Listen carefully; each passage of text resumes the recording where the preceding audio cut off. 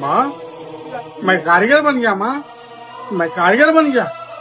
आज से मैं अकेले कार्य करूंगा माँ। ये दिखाओ इधर, मैं भाई के साथ काम नहीं करूंगा। अब मैं बिल्कुल अकेला करूंगा, क्योंकि मुझे सब आती है। मैं पूरा पीस बना सकता हूँ माँ। ये देखो, इस पर फटाफट सिलाई कर सकता हूँ, क्योंकि ये सब मेरे मशीन का कमाल है। आयला, आज के बाद मैं अकेले माल लगाऊंगा, अकेले माल उतारूंगा। अब मुझे किसी की जरूरत नहीं है। अब मैं पैसे ज्यादा कमाऊंगा माँ।